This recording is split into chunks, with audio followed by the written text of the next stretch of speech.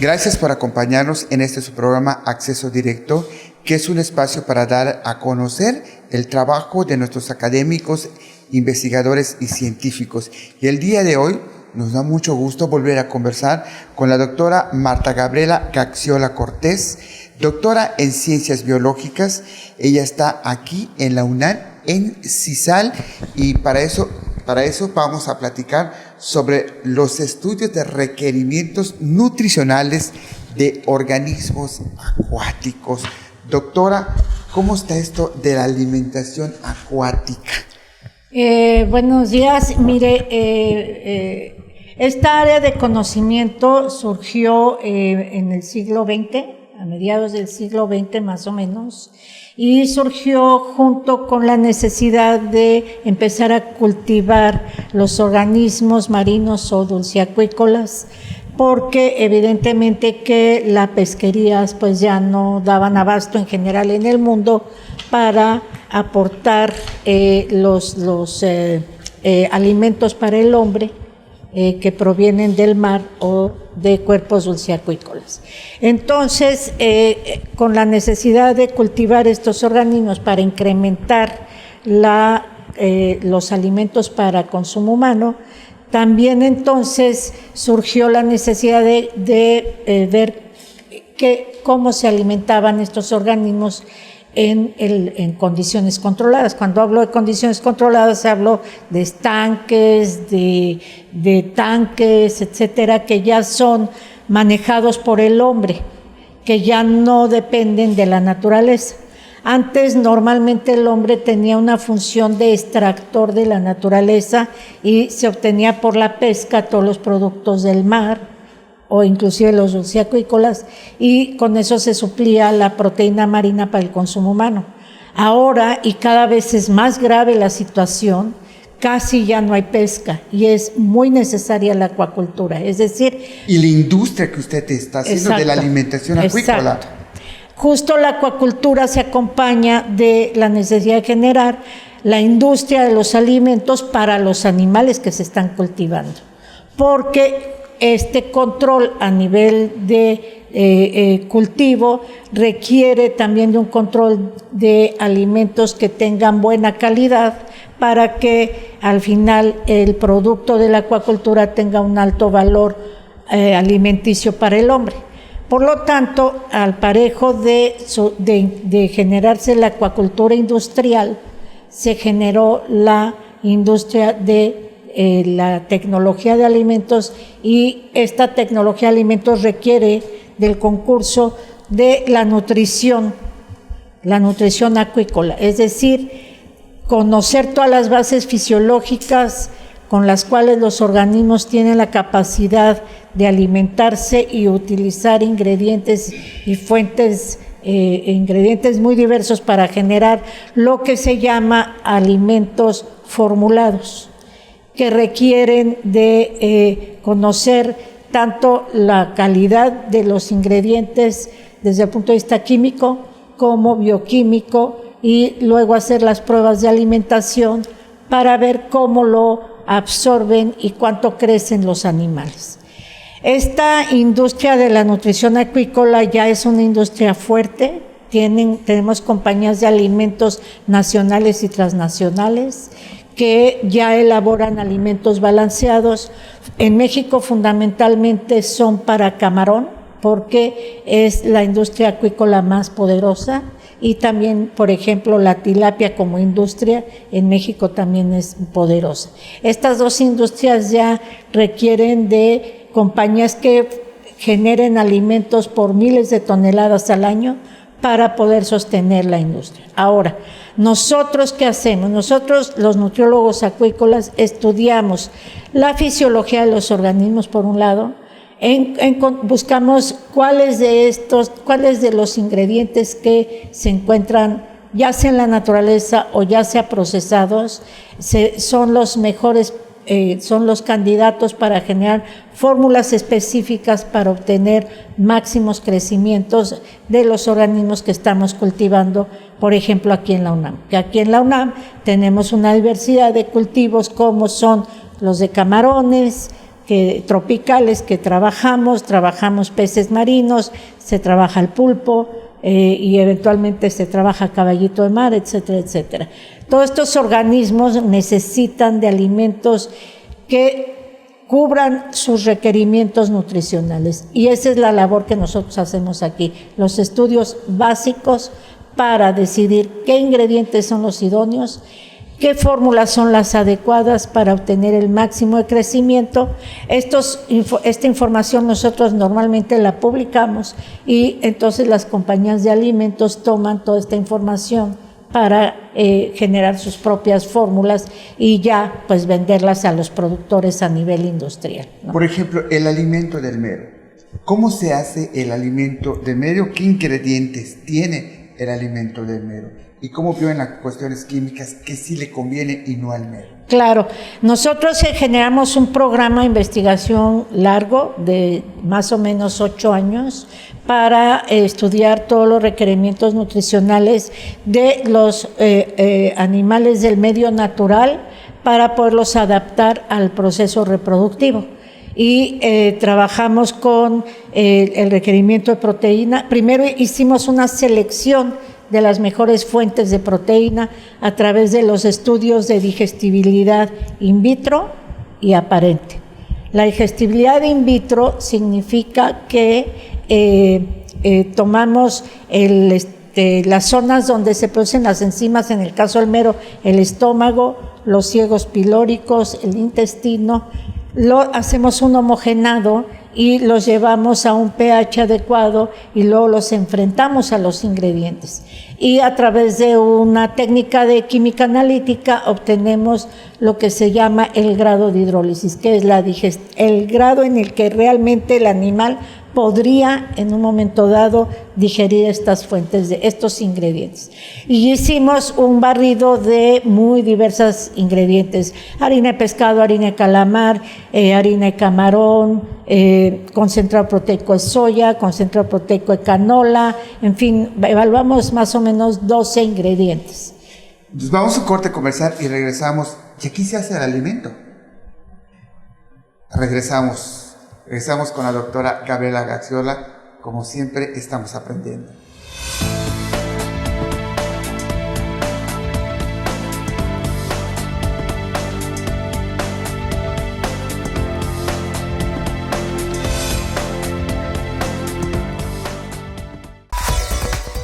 Los periodistas Emilio Moller y Emilio E. Moller, con su análisis profundo y lectura entre líneas, nos transportan a ese espacio político y de debate que solo aquí puedes ver. Primera Plana por Teleplay. Viejos amigos en una nueva señal.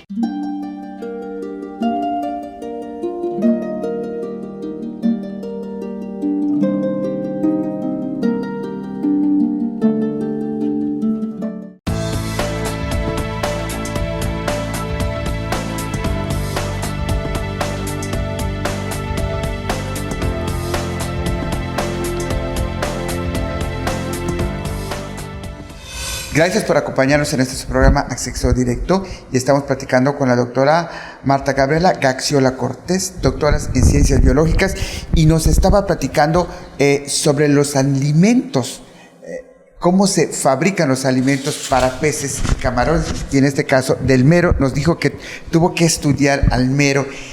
¿Y cómo se hacen los alimentos? ¿Nos los puede explicar? Bueno, sí, básicamente, normalmente nosotros tenemos las harinas que o las fabricamos o las compramos. ¿Qué se fabrica acá? Aquí podemos fabricar harinas de camarón, de peces si hace falta.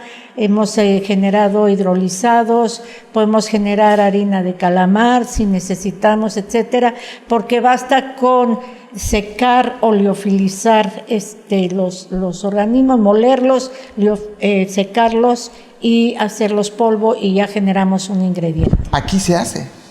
A veces sí o no, depende de la cantidad que necesitemos y de la especie con la que vamos a trabajar.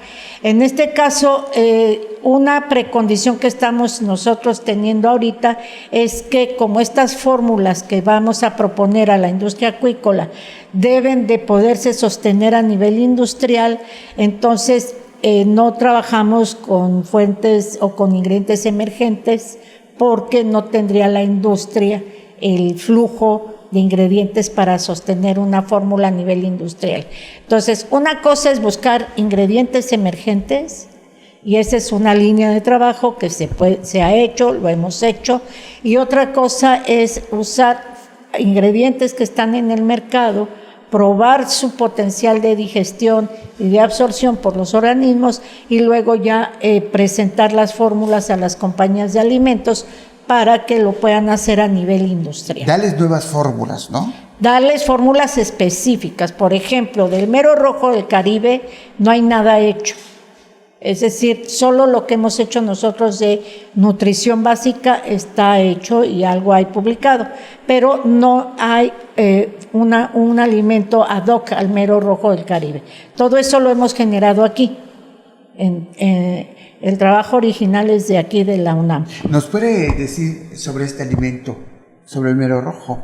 Sí, nosotros le decía, probamos los ingredientes. ¿Qué ingredientes son? Probamos harina de pescado, harina de calamar, concentrado proteico de soya, inclusive algo que salió muy interesante es que pueden usar el suero de leche, que es un producto cárnico de la vaca, que el perfil de la proteína es muy bueno y lo asimiló muy bien el mero. Entonces estamos incluyendo, por ejemplo, suero leche, que dio muy buena digestibilidad, harina de camarón, etcétera. Todas estas harinas son las con las cuales generamos la fórmula idónea para el mero, porque ya sabemos que lo digieren bien.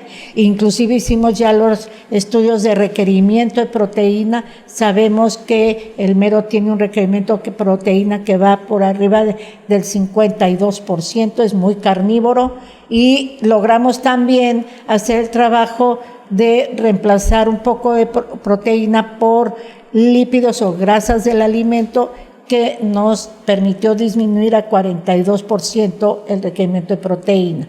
Y esto es muy bueno porque para futuros proyectos de engorda, cuando tengamos nosotros los alevines que se irán a producir eventualmente aquí mismo en la UNAM, en el proyecto de reproducción de mero, tendremos ya las fórmulas adecuadas para poder proponer los esquemas de cultivo, ¿no? Es decir, tener los alimentos adecuados para hacer la engorda de los animales, y ojalá podamos ya tener un paquete completo tecnológico para hacer transferencia a los productores interesados, ¿no? Por ejemplo, los peces de ornato, usted decía que los caballitos de mar, ellos aquí igual se producen su alimento. Los caballitos de mar son un punto y aparte, porque no se ha logrado hasta el momento que el animal coma alimento inerte, es decir, alimento formulado. Lo que más se ha avanzado es darle alimento congelado a los adultos, y porque tienen un mecanismo de alimentación muy específico y una conducta alimentaria muy específica y hasta cierto punto complicada. Eso no quiere decir que no se está trabajando en eventualmente llegar a poder tener un alimento que tenga las características de flotabilidad y la coloración para que el caballito de mar lo identifique y lo pueda succionar, porque realmente hace una succión cuando jala el alimento, ¿no? ¿Y el pulpo, que es tan inteligente? El pulpo, sí, trabajamos en esto. El doctor Rosas tiene el programa ahora. Inicialmente trabajé yo con él en las primeras formulaciones de alimento inerte para pulpo, funcionó muy bien. Las primeras formulaciones las hicimos con materias primas convencionales, con ingredientes convencionales, con la finalidad de eventualmente... ¿Qué materias primas? Pues harina de pescado, concentrado proteico de soya, harina de calamar, etcétera. Y entonces con esas dietas convencionales logramos algún crecimiento. Después, pues ya el programa de pulpo se derivó a usar otras fuentes de proteína, y pues ya mi exalumno Pedro Gallardo tomó la batuta en la parte de nutrición de pulpo y pues ya ahí van en paralelo ellos trabajando con esto, pero sí lo iniciamos desde el 2004, 2005, lo iniciamos juntos el doctor Rosas y yo. Y luego ya, pues, con mi exalumno que entró a trabajar de nutriólogo, pues ya está él avanzando fuertemente con eso, ¿no? Nos vamos a corte comercial y regresamos.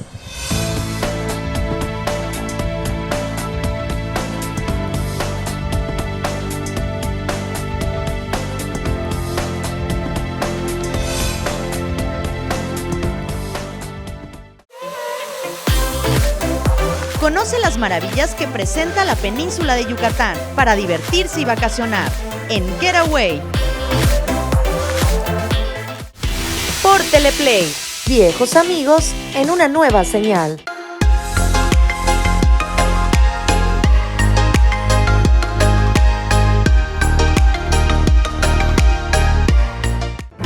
Las noticias más importantes de nuestra entidad con información actualizada y veraz. Solo las encontrarás con Freddy Heredia en Yucatán es Noticia. Por Teleplay, viejos amigos en una nueva señal.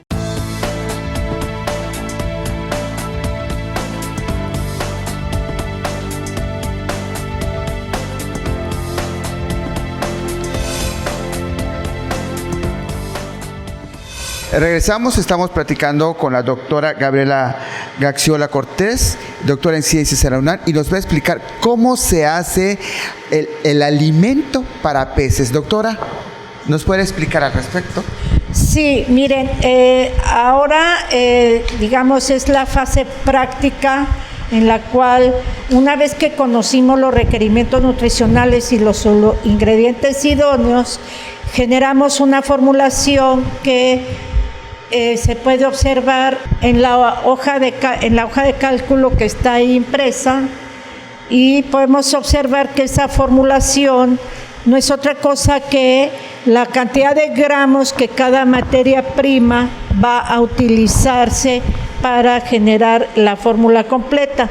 Si ustedes observan, la formulación tiene harina de calamar, concentrado proteico de soya, harina de pescado, harina de trigo, tiene suero de leche, colesterol, levadura, etcétera. Tiene todos los ingredientes que necesitamos. ¿Para qué es? En este caso, este alimento se va a utilizar para camarón en un experimento en el que vamos a evaluar el nivel óptimo de inclusión de vitaminas antioxidantes para mantenerle la calidad espermática a los machos de camarón, porque hay un problema de que la calidad espermática en cautiverio se deteriora y perdemos producción. Y esto ha sido pues un asunto que los productores han estado señalando continuamente.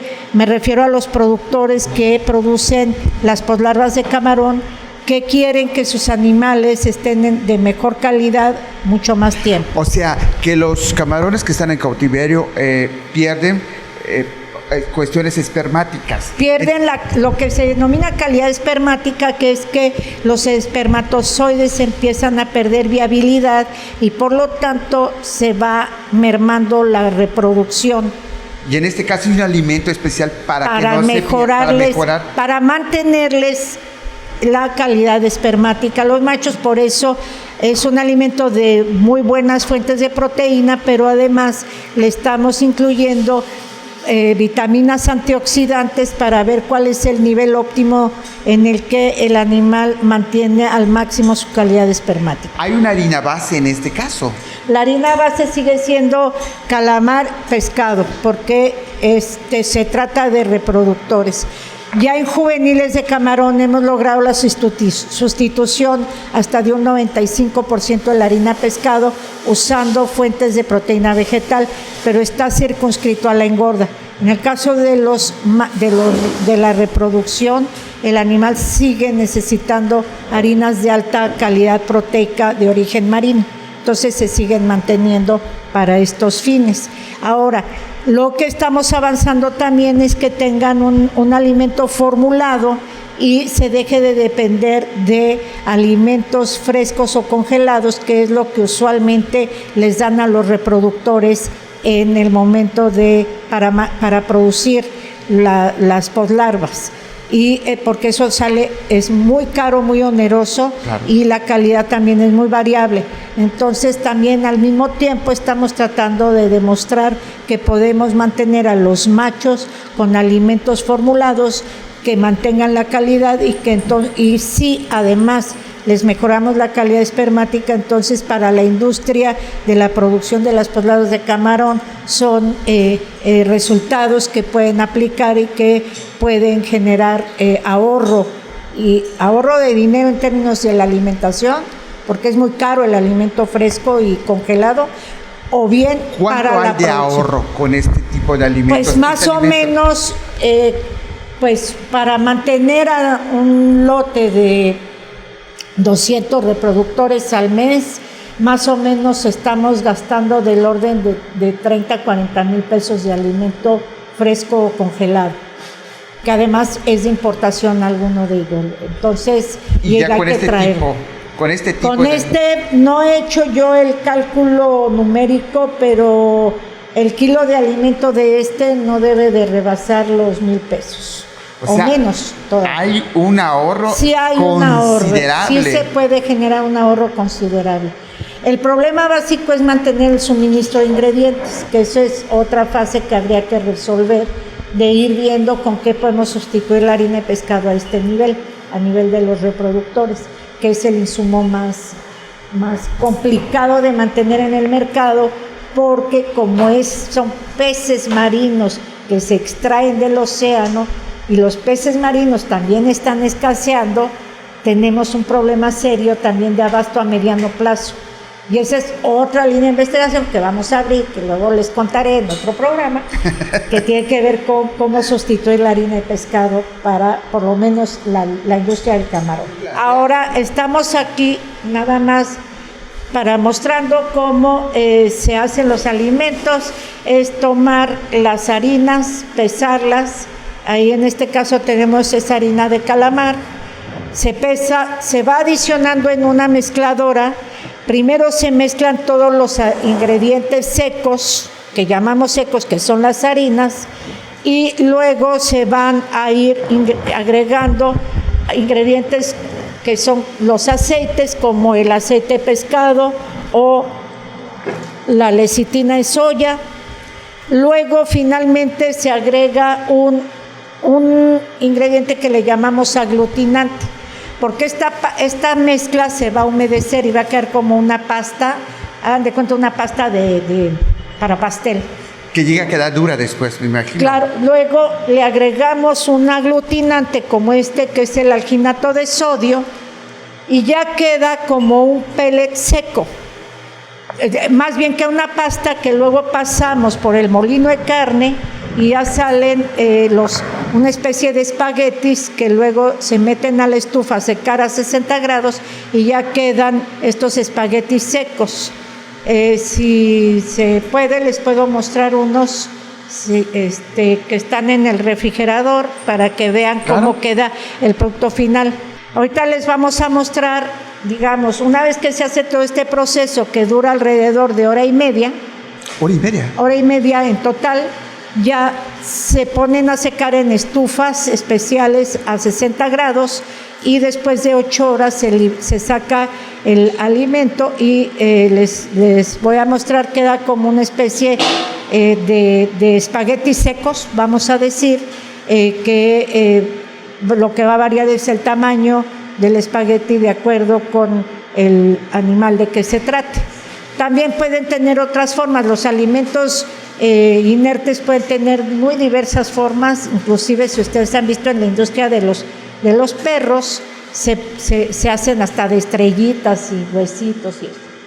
Así queda, este es un alimento ya seco que se produjo aquí bajo esta metodología que les digo, y esto es lo que ya le vamos a dar de comer a nuestros reproductores de camarón en el ensayo que vamos a empezar a efectuar la semana que viene. Gracias por acompañarnos y como siempre, no dejamos de aprender y hay mucho que aprender con la doctora Gabriela sobre la nutrición de peces y camarones. Gracias por acompañarnos. Muchas gracias. Buenas tardes.